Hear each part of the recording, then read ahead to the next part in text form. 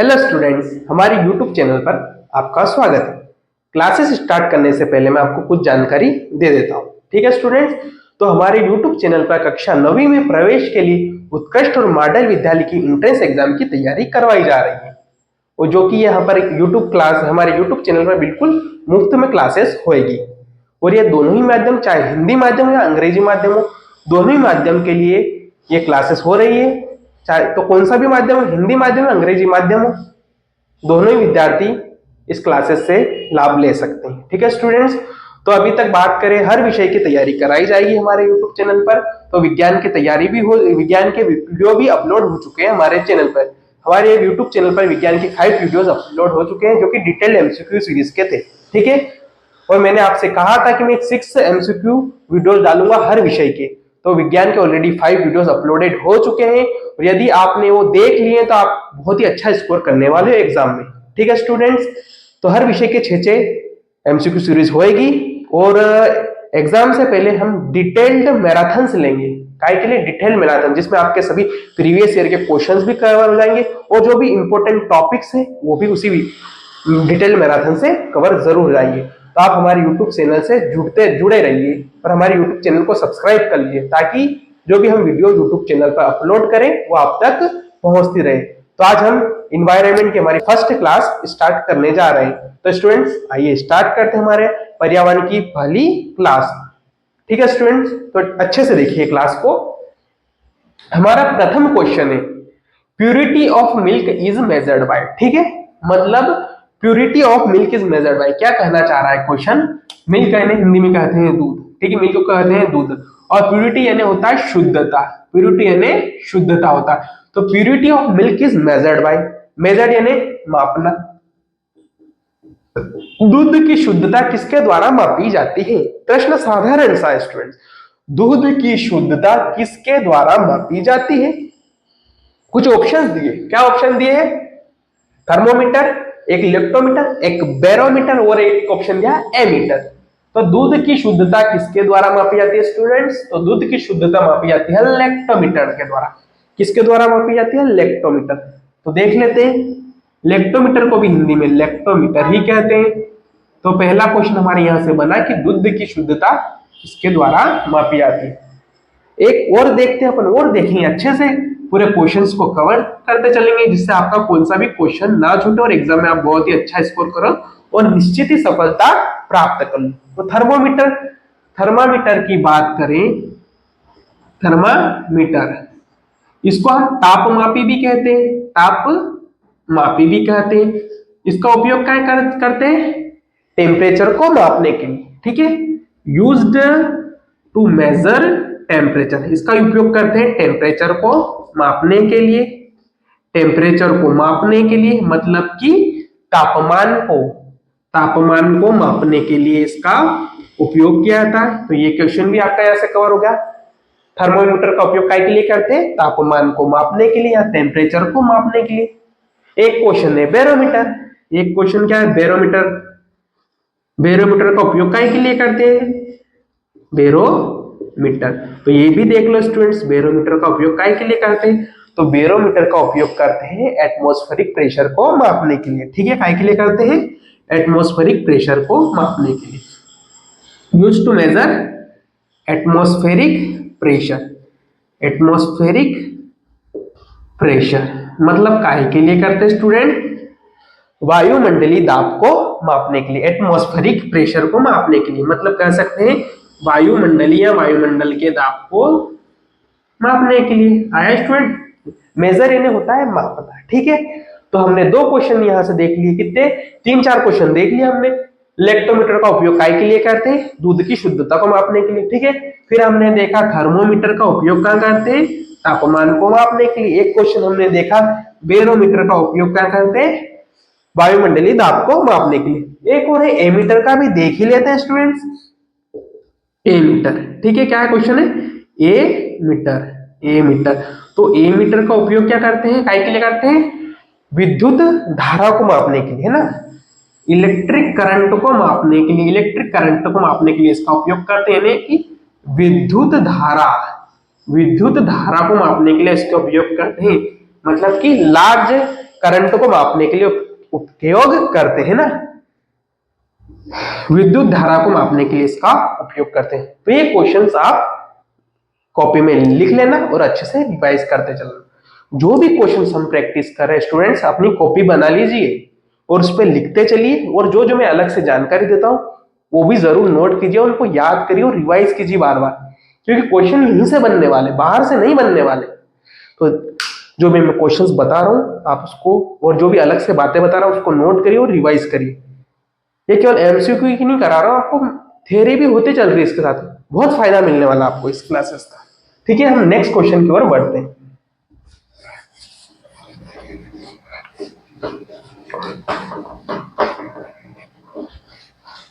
हम next question की ओर देखते हैं स्टूडेंट। हमारा नेक्स्ट क्वेश्चन क्या है, which of the following is not a green house gas. मतलब क्वेश्चन क्या कहना चाह रहा है, ध्यान से सुनो। निम्नलिखित में कौन सी ग्रीन हाउस गैस नहीं है? Which of the following is not a green house gas. Green house gas कौन सी नहीं है? ठीक है, कुछ ऑप्शन दिया हमको, A hydrogen, B carbon dioxide, C methane and D nitrous oxide. क्या क्वेश्चन है, निम्नलिखित में कौन सी ग्रीन हाउस गैस नहीं है? तो पहले देख लो स्टूडेंट, ग्रीन हाउस गैस है कौन सी, देख लेते हैं, क्या दिक्कत है। ग्रीन हाउस गैस कौन कौन सी ग्रीन हाउस गैस होती है मेनली? एक होती है CO2, कार्बन डाइऑक्साइड लगभग ये रहती है 60%, एक होती है मीथेन, मीथेन यानी इसको मीथेन बोलते हैं CH4 को, ठीक है, ये लगभग रहती है 20%, एक होती है CFC क्लोराफ्लोराकार्बन, ये होती है लगभग 16%, और एक और भी होती है जैसे NTO नाइट्रस ऑक्साइड, ये लगभग रहती है 4%। ये मेन ग्रीन हाउस गैसेस है, ठीक है, ये मेन ग्रीन हाउस गैसेस है। अगर क्वेश्चन आता है निम्नलिखित में से कौन सी ग्रीन हाउस गैस नहीं है, देखो मीथेन तो है ये मेन, CO2 भी सबसे ज्यादा मेन है, तो एक N2O भी है, नाइट्रस ऑक्साइड भी है, ये नाइट्रोजन ऑक्साइड भी है। कौन सी नहीं है? हाइड्रोजन नहीं है स्टूडेंट। कौन सी नहीं है? हाइड्रोजन नहीं है। तो ये हमने कवर कर लिया, ये भी आप लिख लीजिए साइड में, ताकि आपको पता चल जाए कौन सी ग्रीन हाउस गैस है। तो किसी भी प्रकार का क्वेश्चन बने आप उसको इजीली हैंडल कर पाओगे। तो हम नेक्स्ट क्वेश्चन की ओर आगे बढ़ते हैं। ठीक है, हमारा नेक्स्ट क्वेश्चन क्या कह रहा है student, Which of the following state has lowest population? क्या कह रहा है, मतलब कौन से राज्य की पॉपुलेशन, जनसंख्या, कौन से राज्य की जनसंख्या लोवेस्ट यानी सबसे कम है। सिंपल सा क्वेश्चन आया, क्या पूछा, कौन से राज्य की जनसंख्या सबसे कम है।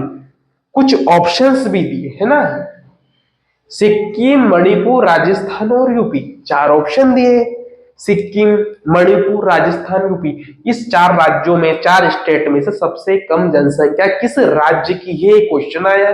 तो किस राज्य के स्टूडेंट? सिक्किम की। ठीक है, किसकी संख्या सबसे कम है? तो सिक्किम की जनसंख्या सबसे कम है। तो यहां से एक क्वेश्चन और बन सकता है स्टूडेंट्स, एक क्वेश्चन क्या बन सकता है, सोचो जरा। अगर यहां से एक क्वेश्चन बना सबसे कम जनसंख्या वाला राज्य पूछा है, तो अगर आपको ये भी पता होना चाहिए सबसे ज्यादा जनसंख्या वाला राज्य कौन सा, हाईएस्ट पॉपुलेशन है ना, हाईएस्ट पॉपुलेशन यानी क्या कह रहा है, सबसे अधिक जनसंख्या, मतलब सबसे ज्यादा जनसंख्या वाला राज्य, सबसे ज्यादा जनसंख्या, ठीक है, सबसे ज्यादा जनसंख्या वाला राज्य, सबसे ज्यादा जनसंख्या वाला राज्य कौन सा है? तो कौन सा है स्टूडेंट्स? यूपी। ये भी नोट कर लीजिए, यूपी यानी क्या होता है, शॉर्ट फॉर्म। ये किसका शॉर्ट फॉर्म है? उत्तर प्रदेश। उत्तर प्रदेश, सबसे ज्यादा जनसंख्या किसकी? उत्तर प्रदेश की। सबसे कम जनसंख्या किसकी? सिक्किम की। यहां से एक क्वेश्चन कवर हो गया। नेक्स्ट क्वेश्चन की ओर आगे बढ़ते हैं स्टूडेंट्स। तो हमारा नेक्स्ट क्वेश्चन क्या, ध्यान से, the green pigment present in the leaves eight green part of the plant is called. ठीक है, मतलब क्वेश्चन क्या, जैसा क्वेश्चन वैसा आंसर। ठीक है, green pigment present in the leaves and green part of the plant is called, मतलब कि लीव्स में कौन सा ग्रीन पिगमेंट पाया जाता है? ग्रीन यानी हरा, ग्रीन यानी हरा, हरा, और पिगमेंट यानी कह सकते हैं वर्णक, है ना, पिगमेंट यानी वर्णक भी कह सकते हैं स्टूडेंट, ठीक है। ग्रीन पिगमेंट मैंने कि वर्णक, हरा वर्णक, हरा वर्णक, हरा वर्णक पत्तियां, ठीक है, पत्तियां, लीव्स ने पत्तियां, मतलब पत्तियों में कौन सा ग्रीन पिगमेंट पाया जाता है, या कौन सा हरा वर्णक पाया जाता है, इन green part of the plant is called. पौधे के हरे भाग को, भाग प्लांट यानी पौधा, तो पौधे के हरे भाग को क्या कहते हैं, ठीक है, ये क्वेश्चन है। तो देखो ध्यान से क्वेश्चन को समझो, मतलब ग्रीन पिगमेंट पूछा है लीव्स का, और पौधे को हरे भाग को क्या कहते हैं। देखो स्टूडेंट ध्यान से सोचना जरा, सिंपल सा क्वेश्चन है, थोड़ा अच्छे से सोचना। तो green part of the plant क्या होता है, लीव्स। देखो green part of the plant बोला है, ग्रीन पार्ट ऑफ प्लांट, तो ग्रीन पार्ट ऑफ प्लांट क्या होता है सोचो, हरा भाग, पार्ट यानी भाग। देखो पौधे का हरा भाग क्या होता है, लीव्स ही होता है ना, पत्तियां होती है, ये तो आपको भी पता है। पौधे के हरे भाग क्या होती है, पत्तियां। पूछी हमसे, ये पूछा है क्या, हमसे पूछा है ग्रीन पिगमेंट, इसमें कौन सा पाया था। तो पत्तियों का रंग क्या होता है, हरा तो रहता है, लेकिन किसके कारण होता है, एक पिगमेंट रहता है, उसके कारण हरा रहता है। तो कौन सा पिगमेंट रहता है, क्लोरोफिल, क्लोरोफिल, यहाँ इसको बोलते हैं क्लोरोफिल, क्लोरोफिल। तो क्लोरोफिल के कारण ही पत्तियों का रंग कैसा रहता है, हरा। तो क्लोरोफिल को ही कैसा पिगमेंट बोलते हैं, ग्रीन पिगमेंट। तो ग्रीन पिगमेंट कौन सा है, क्लोरोफिल, ठीक है। तो हमारा आंसर क्या आएगा स्टूडेंट्स, क्लोरोफिल। आगे आपको समझ में बहुत ही साधारण से सिंपल लैंग्वेज में ना आपको समझाया। हम नेक्स्ट क्वेश्चन की ओर आगे बढ़ते। आपसे ये भी पूछ सकते क्वेश्चन, पत्तियों का रंग हरा क्यों होता है, किसके कारण होता है, क्लोरोफिल के कारण। यही क्वेश्चन आपसे ऐसा भी पूछ सकते हैं, ग्रीन पिगमेंट कौन सा है पौधों में, क्लोरोफिल। घुमा फिरा के कैसे भी क्वेश्चन देते हम कर लेंगे, क्योंकि आपने बहुत ही अच्छे से समझ लिया उसको। हम नेक्स्ट क्वेश्चन की ओर आगे बढ़ते हैं, ठीक है। हमारा नेक्स्ट क्वेश्चन क्या बोल रहा है, which of the following element is radio active. निम्नलिखित में से कौन सा तत्व रेडियो एक्टिव, एलिमेंट है ना तत्व, कौन सा तत्व क्या है, रेडियो एक्टिव, रेडियो धर्मी, रेडियो धर्मी, कौन सा तत्व रेडियो एक्टिव है, रेडियो धर्मी है। देखो कुछ ऑप्शन भी है, कोबाल्ट, नाइट्रोजन, मीथेन और यूरेनियम। चार ऑप्शन दिए, कोबाल्ट, नाइट्रोजन, मीथेन और रेडियो, मीथेन और यूरेनियम। मतलब इनमें से कौन सा एलिमेंट रेडियो धर्मी है, रेडियो एक्टिव, तो कौन सा है स्टूडेंट्स, यूरेनियम। तो रेडियो एक्टिव एलिमेंट कौन कौन सा है देखिए, हमने रेडियो एक्टिव है ना, रेडियो धर्मी तत्व, रेडियो धर्मी कौन सा है इसमें से, यूरेनियम। याद रख लिए कौन सा है, यूरेनियम है। सर यूरेनियम ऑप्शन में नहीं होता, दो चार और बता देता हूं आपको, वो आ जाएंगे, कोई दिक्कत नहीं। ऐसा भी क्वेश्चन है हम जरूर अटेम्प्ट करेंगे। थोरियम, ठीक है, थोरियम भी क्या है, रेडियो एक्टिव है, ठीक है। इसके अलावा रेडॉन भी रेडियो एक्टिव है, रेडॉन, रेडॉन भी क्या है, रेडियो एक्टिव है, ठीक है स्टूडेंट्स। एक है रेडियम, रेडियम भी क्या है, रेडियो एक्टिव है। एक पोलोनियम, पोलोनियम भी क्या है, रेडियो एक्टिव। ये नोट कर लो, ये सारे ही क्या है, रेडियो एक्टिव एलिमेंट है, mainly natural radio active element ये है, ठीक है। ये याद रख लो, uranium, thorium, radon, radium, polonium, ठीक है। ये सभी क्या है, रेडियो एक्टिव है। ये क्वेश्चन में यूरेनियम दिया था, हमने यूरेनियम टिक कर दिया। तो स्टूडेंट आपको जो भी क्लास अपलोड हो रही है, आपको हर एक क्लास देखना है, क्योंकि हर क्लास में मैंने बिल्कुल डिटेल्ड में बताया। यदि आप उसको रिवाइज कर लोगे तो बहुत ही अच्छा स्कोर करोगे। मैंने मीथेन के बारे में बताया, नाइट्रोजन के बारे में भी बता रखा है डिटेल में। हमारी साइंस की एमसीक्यू सीरीज होगी, केवल 5 हुई है, उसमें आप बहुत सारे टॉपिक कवर हो चुके हैं। अगर यदि आप वो 5 क्लास भी देख ली होगी ना, तो आप कम से कम 20 में से 10 क्वेश्चन तो इजीली कर लोगे, उससे ज्यादा ही कर लोगे कम से कम, ठीक है। तो स्टूडेंट देखते हैं हम हमारा नेक्स्ट क्वेश्चन क्या है, which of the following is the reason for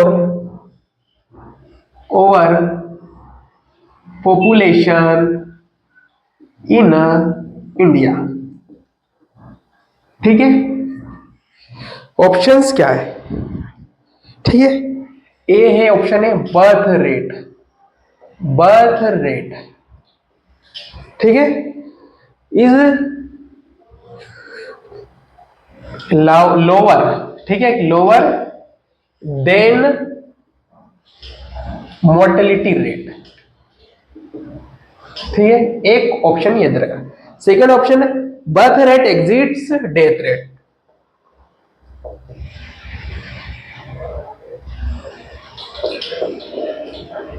birth rate exits, ठीक है,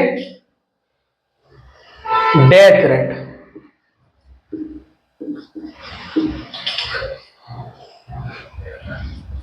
सी ऑप्शन है no death happening. One option है due to excessive population, due to excessive population, pollution, sorry, pollution, ये रीजन है, reason. ठीक है, तो क्वेश्चन क्या है? Which of the following is the reason for over population in India. मतलब कि क्वेश्चन क्या बोल रहा है? कारण पूछा है, रीजन पूछा है, किसका? ओवर पॉपुलेशन का भारत में। मतलब ओवर यानी पॉपुलेशन, क्या जनसंख्या अधिक हो गई, हद से ज्यादा हो गई, मतलब बढ़ती जनसंख्या का कारण पूछा है। कारण किसका पूछा है? बढ़ती जनसंख्या का कारण पूछा है। पहला ऑप्शन देखते हैं, एक ऑप्शन है birth rate is lower than mortality rate, मतलब जन्म की दर कम है, किससे? मृत्यु दर से जन्म की दर कम है। सेकेंड ऑप्शन है बर्थ रेट, मतलब जन्म दर अधिक है, किससे? मृत्यु दर से, मृत्यु दर से। एक ऑप्शन है मृत्यु नहीं हो रही, मृत्यु नहीं, नो डेथ हैपनिंग, मतलब मृत्यु नहीं हो रही है। और एक ऑप्शन है अत्यधिक, एक्सेसिव यानी अत्यधिक प्रदूषण, अत्यधिक प्रदूषण के कारण। तो चार ऑप्शन के हमको रीजन बताना है। पहला ऑप्शन जन्म दर कम, मृत्यु दर ज्यादा, मतलब क्या? बर्थ रेट क्या है? कम है, किससे? मोर्टेलिटी रेट से। अगर जन्म दर कम होगी, मतलब जन्म तो कम हो रहा है लेकिन मृत्यु ज्यादा हो रही है, तो क्या जनसंख्या बढ़ेगी? क्या? अगर जन्म ही कम हो रहा है, मृत्यु ज्यादा, तो जनसंख्या बढ़ेगी क्या? नहीं बढ़ेगी। तो ये तो हो ही नहीं सकता। सेकंड ऑप्शन दिया, एक ऑप्शन दे रखा है birth rate exist death rate, मतलब कि जन्म दर ज्यादा हो रहा है, मृत्यु कम हो रही। क्या ये हो सकता है? बिल्कुल हो सकता है। पहले और भी ऑप्शन पढ़ लेते हैं। नो डेथ हैपनिंग, मतलब कि मृत्यु ही नहीं हो रही। ये कोई लॉजिक है क्या? मृत्यु नहीं होगी क्या? मृत्यु तो होएगी सही, ये भी नहीं है। ड्यू टू एक्सेसिव पॉल्यूशन, मतलब अत्यधिक प्रदूषण हो रहा। अत्यधिक प्रदूषण का इससे क्या लेना देना? ठीक है, तो मेन रीजन क्या दिख रहा है हमको? जन्म दर बढ़ती ही जा रही, ज्यादा जन्म हो रहा है और मृत्यु बहुत कम कम मृत्यु हो रही, तो ये बिल्कुल करेक्ट दिख रहा है हमको। तो ये ऑप्शन हमारा बिल्कुल सटीक है। ठीक है, तो ये आपको बस क्या है, क्वेश्चन बहुत सारे ऐसा है कि आपको बिल्कुल ध्यान से पढ़ना है और सोचना है, टिक कर देना है। ठीक है, हम नेक्स्ट क्वेश्चन देखते हैं। नेक्स्ट क्वेश्चन है ब्लू रिवॉल्यूशन इज रिलेटेड। क्या है नेक्स्ट क्वेश्चन हमारा? एक क्वेश्चन है blue revolution. Blue revolution is related with, blue revolution is related with, ठीक है, क्या क्वेश्चन है?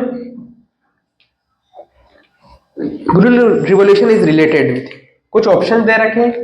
ए फ्रूट प्रोडक्शन, बिल्कुल। दूसरा ऑप्शन क्या है? फिश प्रोडक्शन, फिश प्रोडक्शन दे रखा है एक ऑप्शन, और देखते अगर ऑप्शन अपन। तीसरा ऑप्शन क्या दे रखा है? फ्लावर प्रोडक्शन, फ्लावर का प्रोडक्शन हो गया। ठीक है, एक ऑप्शन क्या दे रखा है हमारे पास? मिल्क का प्रोडक्शन, मिल्क का प्रोडक्शन। तो देखते हैं आप स्टूडेंट्स, क्वेश्चन को ध्यान से पढ़ते हैं। Blue revolution is related with, मतलब ब्लू यानी नीला, नीली रिवॉल्यूशन यानी क्रांति, नीली क्रांति का रिलेटेड मतलब संबंध है। नीली क्रांति का संबंध पूछा है, किससे नीली क्रांति का संबंध है। ठीक है, कुछ ऑप्शंस दे रखे, एक दे रखा है फ्रूट प्रोडक्शन यानी होता है उत्पादन, प्रोडक्शन यानी होता है उत्पादन, फ्रूट यानी होता है फल उत्पादन से, फिश प्रोडक्शन एक मछली उत्पादन, ठीक है, एक फ्लावर प्रोडक्शन यानी पुष्प उत्पादन से, एक मिल्क प्रोडक्शन यानी दूध या दुग्ध उत्पादन से। तो नीली क्रांति का संबंध किससे, तो नीली क्रांति का यहाँ आपको पढ़ोगे तो आपको सब समझ में आ जाएगा। किससे होना चाहिए संबंध, पुष्प से, फल से, दूध से कि मछली से, तो क्या आएगा उत्तर हमारा मछली उत्पादन से। किससे संबंध होना चाहिए, मछली उत्पादन से। ठीक है, मछली कहाँ रहती है, पानी में, आया समझ में।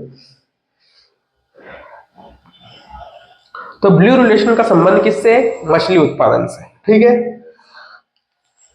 तो और क्वेश्चन बन सकता है ऐसे, एक क्वेश्चन और बन सकता है। देखो, एक होता है मिल्क मतलब कि व्हाइट रिवॉल्यूशन, एक क्या होता है व्हाइट रिवॉल्यूशन यानी कि सफेद क्रांति। यहां से क्वेश्चन आ सकता है सफेद क्रांति का संबंध किससे, तो सफेद क्रांति का संबंध किससे, मिल्क प्रोडक्शन से, मिल्क प्रोडक्शन से यानी कि दुग्ध या दूध उत्पादन से। ये क्वेश्चन भी बन सकता है, दूध उत्पादन से सफेद क्रांति का संबंध किससे, दूध उत्पादन से। ठीक है, ये क्वेश्चन हमने कवर कर लिया। अब नेक्स्ट क्वेश्चन की ओर आगे बढ़ते हैं। क्वेश्चन नंबर 8, क्या क्वेश्चन नंबर 8 क्या कह रहा है, the cause of global warming is, ठीक है, ग्लोबल वार्मिंग का कॉज क्या है। कुछ ऑप्शन दे रखे, एक ऑप्शन दे रखा है increase in glacier, increase in glacier, glacier क्या हो रहे हैं, बढ़ रहे हैं, बढ़ रहे हैं। तो ऑप्शन दिया increase in CO2, increase in CO2। ठीक है, एक ऑप्शन दे रखा है कार्बन रिडक्शन, कार्बन का रिडक्शन,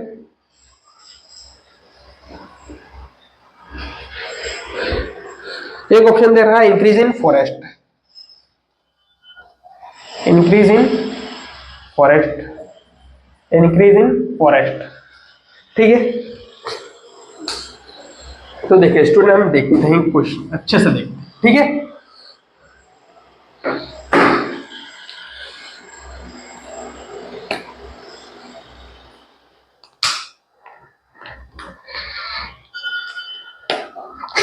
देखो कॉज यानी कारण, किसका कारण पूछा है, ग्लोबल वार्मिंग का मतलब वैश्विक तापमान वृद्धि, ग्लोबल वार्मिंग वैश्विक तापमान वृद्धि का कारण पूछा है। ठीक है, तो ग्लोबल वार्मिंग क्या हुआ, वैश्विक तापमान वृद्धि मतलब क्या हो रहा है, ग्लोबल वार्मिंग में क्या हो रहा है, हमारी जो पृथ्वी की सतह है ना, वो निचली लेयर पे क्या हो रहा है, तापमान बढ़ते जा रहा है, धीरे धीरे क्या हो रहा है, तापमान में क्या हो रहा है, बढ़ रहा है। ठीक है, जो हमारी पृथ्वी की सतह है, पृथ्वी की सतह और जो हमारे वायुमंडल के निचले, हमारे पृथ्वी की सतह पर और जो वायुमंडल के निचले हिस्से पर क्या बढ़ रहा है, धीरे धीरे क्या हो रहा है, तापमान में वृद्धि हो रही। तो पूछ रहा है वृद्धि क्यों हो रही, ग्लोबल वार्मिंग क्यों हो रहा है, कारण क्या है, इसका कारण है, एक कारण है ग्रीन हाउस गैस, है ना। कारण क्या है, ग्रीन हाउस गैस की बढ़ती मात्रा, कारण क्या है, ग्रीन हाउस गैस की मात्रा क्या हो रही है, बढ़ती जा रही है। तो हमने पढ़ा, सोचो मतलब क्या आंसर हो सकता है, ग्रीन हाउस गैस कौन सी होती है, CO2, ये पढ़ा था ना हमने, CO2 CH4 ये। ठीक है, तो कारण क्या है, तो हमारा क्वेश्चन क्या है, कॉज ऑफ ग्लोबल वार्मिंग क्या है, कॉज ऑफ ग्लोबल वार्मिंग क्या है, A increase in glacier, B increase in CO2, C carbon reduction, D increase in forest. ठीक है, ग्लोबल वार्मिंग किसके कारण हो रही है, ग्लोबल वार्मिंग यानी होता है जो कि जो पृथ्वी की सतह पर और वायुमंडल के निचले हिस्से में क्या हो रहा है, धीरे धीरे तापमान में वृद्धि हो रही है, इसके कारण इसको बोलते हैं ग्लोबल वार्मिंग। ठीक है, तो क्यों हो रहा है ये, एक कारण क्या है, ये हमारा जो ग्रीन हाउस गैस की क्या हो रही मात्रा बढ़ती जा रही है ना।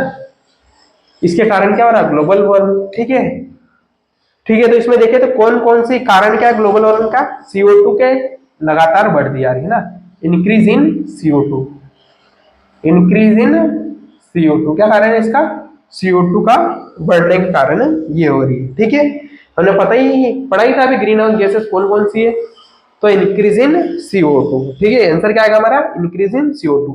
और ऑप्शन देख रहे हैं, इंक्रीज इन ग्लेशियर, इसके कारण नहीं हो रहा है स्टूडेंट्स। कार्बन रिडक्शन, कार्बन के अपचयन के कारण भी नहीं हो रहा है। Increase in forest, increase in forest के कारण क्या गोल, अगर पौधे बढ़ेंगे ज्यादा उगाएंगे रहेंगे, या मतलब कि वन ज्यादा रहेंगे तो क्या ग्लोबल वार्मिंग होएगा, नहीं हो सकता ना। वन कम है इसलिए ग्लोबल वार्मिंग होएगा, हो रहा है। ज्यादा रहेंगे तो CO2 क्या कर लेंगे, CO2 ऑब्जर्व कर लेंगे, तो इतना ग्लोबल वार्मिंग थोड़ी होएगा। तो मेन कारण क्या है, ग्लोबल वार्मिंग का कारण है इंक्रीज इन CO2, CO2 बढ़ती आ रही है। ठीक है, इसके कारण ही ग्लोबल वार्मिंग है। फॉरेस्ट में कमी आ रही है, इसका कारण भी ग्लोबल वार्मिंग है। यहाँ कमी नहीं या इंक्रीज दिया है, इसलिए हमारा आंसर नहीं हो सकता। तो हमारा करेक्ट आंसर है इंक्रीज इन CO2। ठीक है, आया स्टूडेंट समझ में। क्वेश्चन आया ग्लोबल वार्मिंग का मुख्य कारण क्या है, CO2 में वृद्धि, ये आपको टिक कर देना। तो हम नेक्स्ट क्वेश्चन की ओर आगे बढ़ते हैं। हम नेक्स्ट क्वेश्चन देख लेते हैं, क्वेश्चन नंबर 9। क्वेश्चन नंबर 9 पे क्या कह रहा है हमारा, क्वेश्चन नंबर 9 कह रहा है burning solid waste, burning solid waste is not recommended। ठीक है, burning solid waste is not recommended, D है। ठीक है, बिकॉज, क्यों रिकमेंड नहीं किया जाता है, क्यों नहीं कहा जाता है, इट इज वेरी एक्सपेंसिव। ये ऑप्शन है, ये बहुत ही क्या एक्सपेंसिव है, इट इज वेरी एक्सपेंसिव एक ऑप्शन है। ठीक है, अब नेक्स्ट ऑप्शन क्या दे रहा है हमारा, इंक्रीज इन CO2, इंक्रीज नहीं सॉरी गलत, it requires a lot of space, it requires a lot of space. ठीक है, एक ऑप्शन क्या दे रखा है, दिस रिक्वायर्स मॉडर्न टेक्नोलॉजी, इसको क्या चाहिए, मॉडर्न टेक्नोलॉजी। ठीक है, रिक्वायर्स मॉडर्न टेक्नोलॉजी। ठीक है, एक ऑप्शन क्या दे रखा है, मेनली इन्वायरमेंटल प्रॉब्लम्स।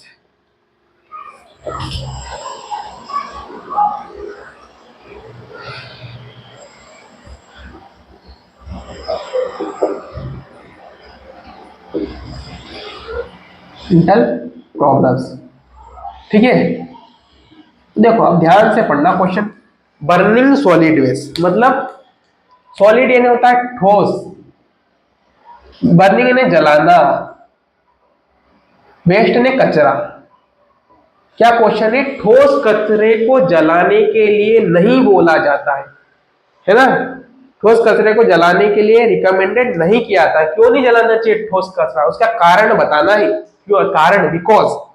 पहला ऑप्शन है ये, it is very expensive, expensive होता है महंगा, ठोस कचरे को जलाएंगे तो बहुत ही महंगा एक्सपेंसिव होगा, इसलिए नहीं जलाना चाहिए। ठीक है, ये कारण नहीं है, ये कारण नहीं हो सकता कि महंगा, इसलिए ये कारण नहीं है।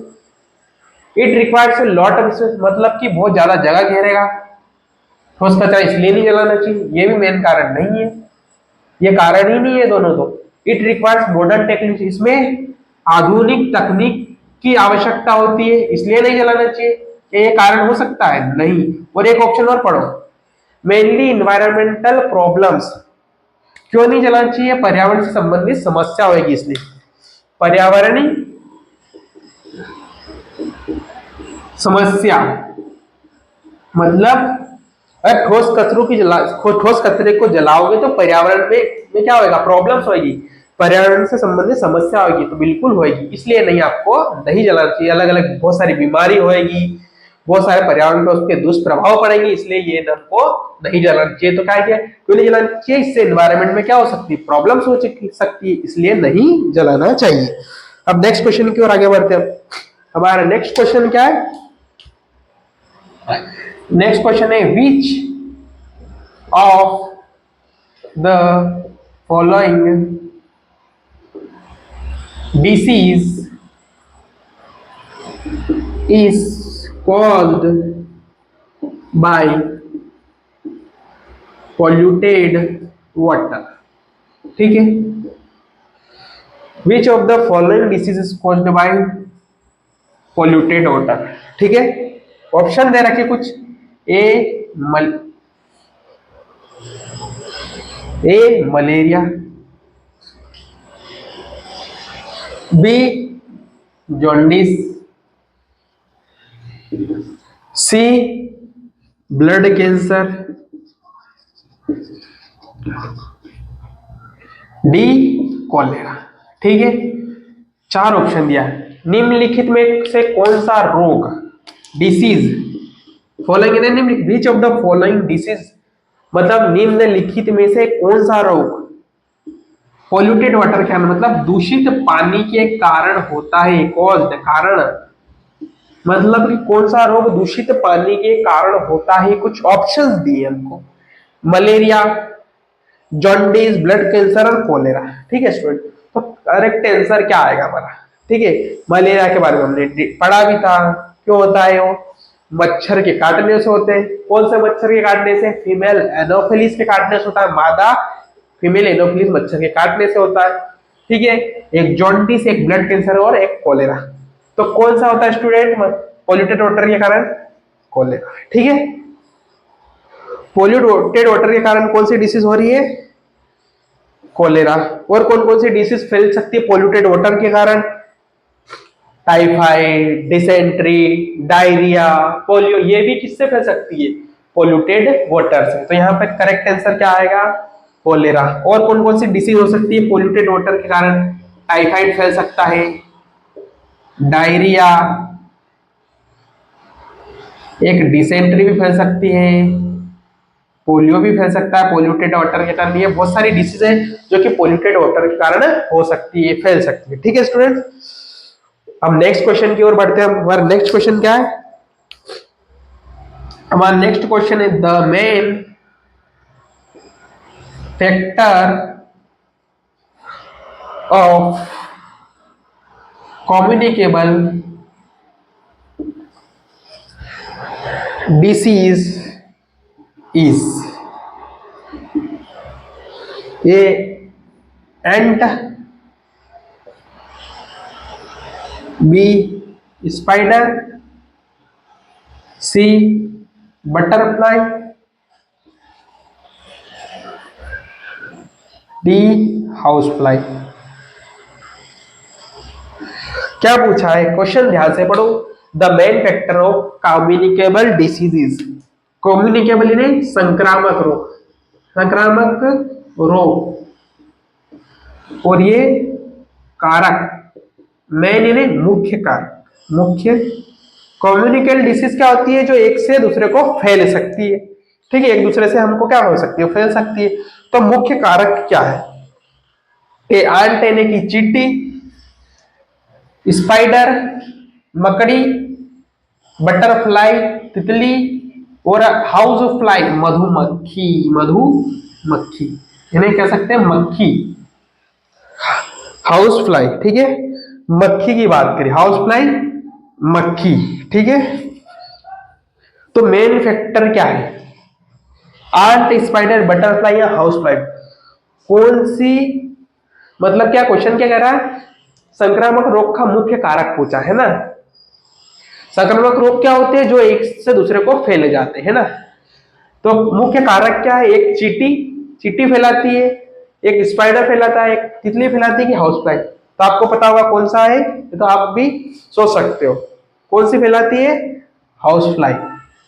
हाउस फ्लाई संक्रामक रोग को फैलाती है मुख्यतः। ठीक है, और भी बहुत सारे चींटी उन रहती है, एंड्स रहती है, लेकिन हाउस फ्लाई ऑप्शंस में नहीं है। ठीक है, तो ये ऑप्शंस में के हिसाब से सही कौन सा है? हाउस फ्लाई है। तो यही क्वेश्चन बनता है।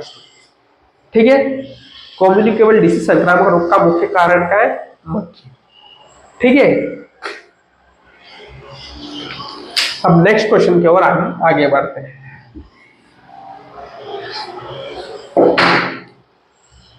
नेक्स्ट क्वेश्चन क्या है हमारे स्टूडेंट्स?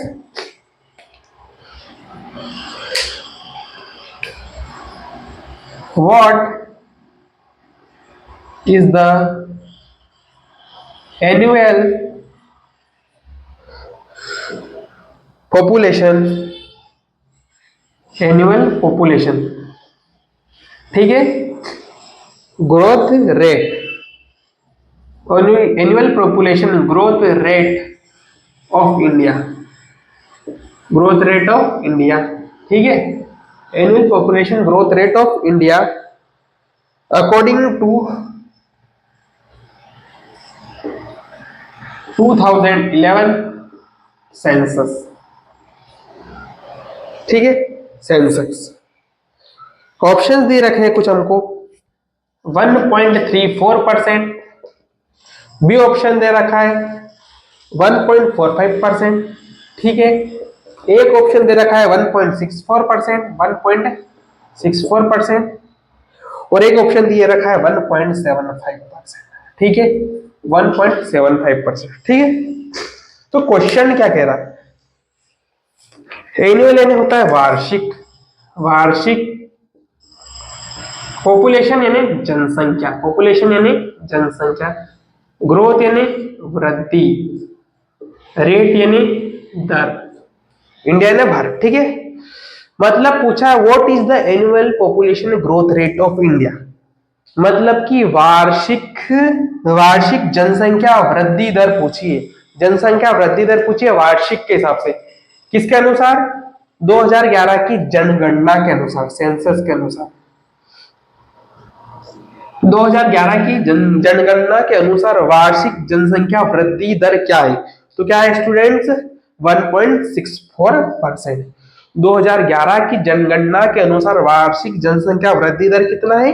1.64%, ठीक है स्टूडेंट्स, ये अच्छे से याद रखना। जो भी इंपॉर्टेंट क्वेश्चन रहेंगे जनगणना के संबंध हम आपको कवर कराते चलेंगे, ठीक है। बस आप क्लासेस को कंटिन्यू देखते रहिए। हमने 2 क्वेश्चन और भी कवर करे थे इसी क्लास में। देखो सबसे हाईएस्ट पॉपुलेशन किस स्टेट की, सबसे लोएस्ट पॉपुलेशन किस स्टेट की है, ठीक है। तो हम कौन सा भी क्वेश्चंस नहीं छोड़ेंगे। अगर आप हमारी सारी जो भी वीडियोस अपलोडेड हो रही है हमारे यूट्यूब चैनल पर यदि सब देख लेते हो तो आप बहुत ही अच्छा स्कोर करने वाले स्टूडेंट्स एग्जाम में, और आप जरूर आप क्वालिफाई कर लोगे और आपका सिलेक्शन हो जाएगा, ठीक है स्टूडेंट। तो जो भी हमारे YouTube पे क्लासेस अपलोडेड हो रही है आप देखते रहिए, एक कॉपी बना लीजिए और उसको नोट करते रहिए और रिवीजन करते रहिए, ठीक है स्टूडेंट। हम नेक्स्ट क्वेश्चन की ओर आगे बढ़ते हैं। तो हमारा नेक्स्ट क्वेश्चन है द प्रोसेस, ठीक है, क्या है क्वेश्चन हमारा नेक्स्ट? द प्रोसेस ऑफ, थोड़ी बेटर राइटिंग लिखता देता हूं, the process of converting, the process of converting wet waste, wet waste into manure is called, ठीक है।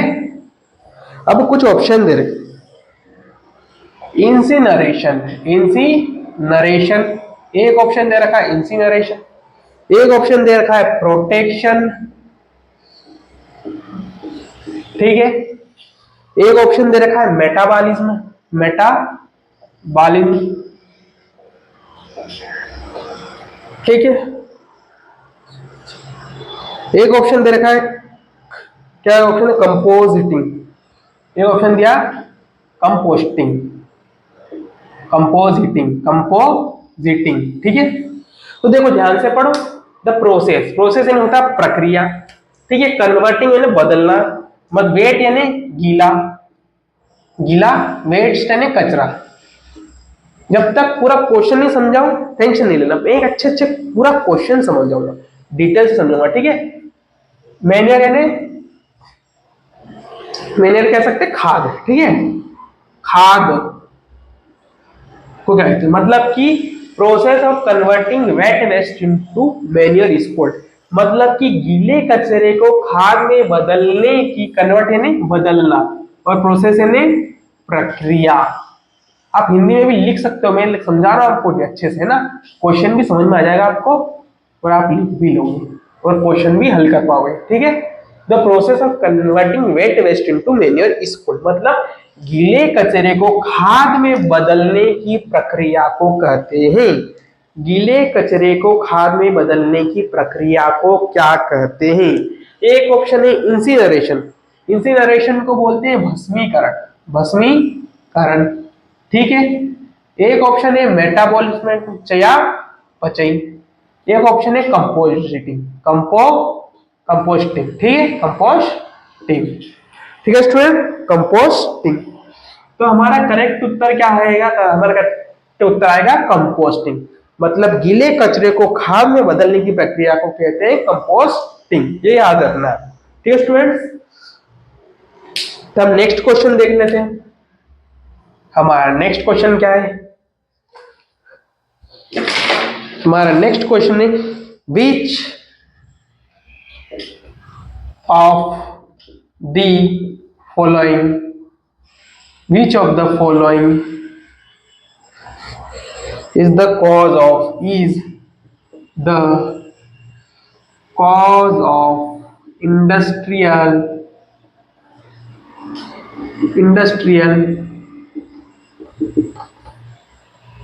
pollution। इंडस्ट्रियल पोल्यूशन का कारण पूछा है, कुछ ऑप्शन दे रखे हैं हमको, मॉडर्न टेक्नोलॉजी,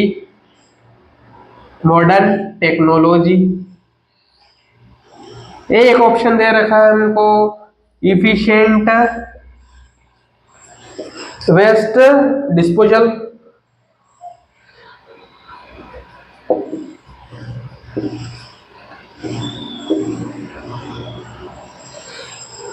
एक ऑप्शन दिया है इफिशिएंट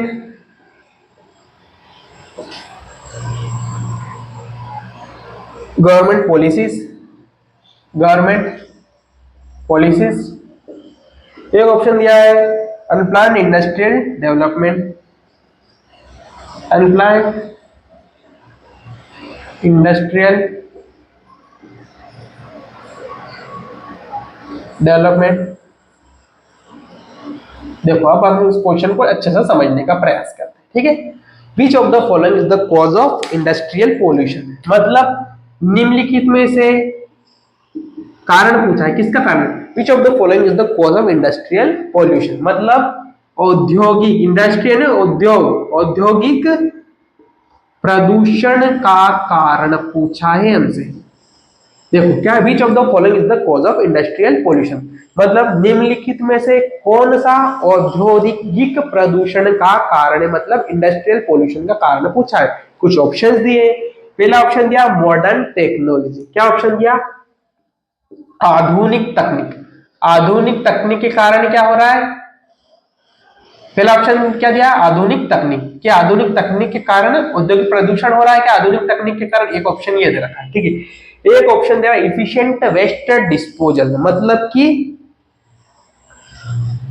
अपशिष्ट, वेस्ट है ना, अपशिष्ट या कचरा, वेस्ट ने कचरा ही बोलते हैं ना, तो वेस्ट ने होता है कचरा, अपशिष्ट जो पदार्थ है ना, पदार्थों का क्या कर रहे हैं? कुशल, मतलब अच्छे से क्या कर रहे हैं? उसका निपटारा कर रहे हैं, कचरे का अच्छे से क्या कर रहे हैं? निपटारा कर, अपशिष्ट पदार्थों का कुशल निपटारा, ठीक है। एक ऑप्शन दिया efficient government policy, efficient government policy, ठीक है, कुशल, कुशल सरकारी नीतियां, गवर्नमेंट ने सरकार की कुशल सरकारी जो नीतियां सरकार के द्वारा पॉलिसी चलाई जा रही है उसके कारण औद्योगिक प्रदूषण हो रहा है। एक ऑप्शन है अनप्लान्ड इंडस्ट्रियल डेवलपमेंट, मतलब अनियोजित, मतलब बिना नियोजित, बिना प्लान के, ठीक है, कोई प्लान नहीं किया और उद्योग का क्या कर रहे हैं? विकास के, अनप्लान्ड और अनियोजित औद्योगिक विकास, है ना, अनियोजित औद्योगिक विकास, क्या होता है? ऑप्शन है अनियोजित औद्योगिक विकास। तो आप सोचो कौन सा कारण हो सकता है। देखो एक ऑप्शन दिया कुशल सरकार कि सरकार बहुत अच्छे से नीतियां ला रही इसलिए नहीं हो रहा, इसलिए पोल्यूशन हो रहा है, ये तो हो ही नहीं सकता। क्या बोल रहा है, अपशिष्ट पदार्थ जो वेस्ट का अपन अच्छे से निपटारा कर रहे हैं, कुशल इफिशिएंट निपटारा कर रहे हैं, इसके कारण हो रहा है? नहीं। आधुनिक तकनीक के कारण हो सकता है क्या? नहीं हो सकता है। इस आधुनिक तकनीक के कारण पोल्यूशन क्यों हो रहा? अपन क्या कर रहे हैं, किसके कारण मेनली पोल्यूशन किसके कारण हो रहा है? हम जो औद्योगिक का विकास कर रहे हैं, हम उद्योग बढ़ाए जा रहे हैं, बढ़ाया बिना प्लान के, जहां देखो जब उद्योग ही बढ़ाए जा रहे हैं, उसके कारण ये हो रहा है। क्या हो रहा है? Industrial pollution. इंडस्ट्रियल पोल्यूशन किसके कारण हो रहा है? इंडस्ट्रीज के कारण हो रहा है। और इंडस्ट्री के कारण क्यों हो रहा है? क्योंकि अपन प्लान बना ही नहीं रहे है ना, हम बेटर प्लान नहीं बना रहे, बिना प्लान के ही इंडस्ट्री का डेवलप करे जा रहे, इसलिए ही क्या हो रहा है? इंडस्ट्रियल पोल्यूशन हो रहा है। तो ये आपका ऑप्शन बिल्कुल करेक्ट है। ठीक है स्टूडेंट्स, तो स्टूडेंट्स आज की हमारी क्लास यहीं पे एंड होती है। आज हमने एनवायरनमेंट की फर्स्ट क्लास देखी आपने, ठीक है। आज ये हमारी एनवायरनमेंट की फर्स्ट क्लास है। इसके बाद और भी क्लासेस आएगी एनवायरनमेंट की भी लगभग 5 क्लासेस एनवायरनमेंट की भी डालूंगा इस यूट्यूब चैनल पर। आपको ये सब देखनी है और हर जो भी क्लासेस अपलोड हो रही है वो आपको देखते चलना है, उनको क्या करना है, नोट्स बनाना है और रिवाइज करते चलना है। तो हमारे यूट्यूब चैनल पर साइंस की ऑलरेडी क्लासेस सारी अपलोड हो चुकी है, 5 क्लास ऑलरेडी अपलोडेड हो चुकी है। इन्वायरमेंट की भी क्लास चलना स्टार्ट हो चुकी है, एक क्लास आज हो रही है और इन्वायरमेंट क्लासेस भी अपलोड होनी स्टार्ट हो गई है। तो हमारे जो भी जितने भी सब्जेक्ट्स है, हर विषय की क्लासेस अपलोड होगी। आपको कुछ नहीं करना है, कॉपी बनानी है, नोट्स बनाने हैं, उनको अच्छे से रिवीजन करना है। अगर ये सारी आप क्लास देख लेते हो, अच्छे बार बार इनको रिवाइज कर लेते हो, तो आप डेली आपको देखनी है और रिवाइज करना है ना। यदि आप क्लासेस अच्छे से देख लेते हो, रिवाइज कर लेते हो, तो आप बहुत ही अच्छे नंबर से सिलेक्शन ले लोगे। इसके अलावा सारी टॉपिक वाइज क्लास के बाद भी मतलब कि सब्जेक्ट वाइज जो भी क्लास हो जाती है ये सब देख लो। उसके बाद जब एग्जाम होने वाली होगी, मतलब कि फरवरी में आपकी एग्जाम है 8 फरवरी से, तो हम 1 फरवरी से आपकी क्या लेंगे, हम डिटेल्ड मतलब मैराथन लेंगे, टॉपिक वाइज मतलब डिटेल मैराथन लेंगे, मतलब प्रीवियस ईयर वाइज लेंगे, है ना। तो उससे आपको सारे टॉपिक्स भी कवर कराएंगे, उसमें सारे प्रीवियस ईयर भी कवर हो जाएंगे वैसे आपके, और जो जो क्वेश्चन बन सकते हैं वो भी कवर हो जाएंगे आपके। तो आपको टेंशन लेने की बिल्कुल भी जरूरत नहीं पड़ेगी एग्जाम में, और आप बहुत ही अच्छे नंबर से पास हो जाओगे स्टूडेंट। तो हम मिलते हैं हमारी नेक्स्ट क्लास में। जय हिंद, जय भारत।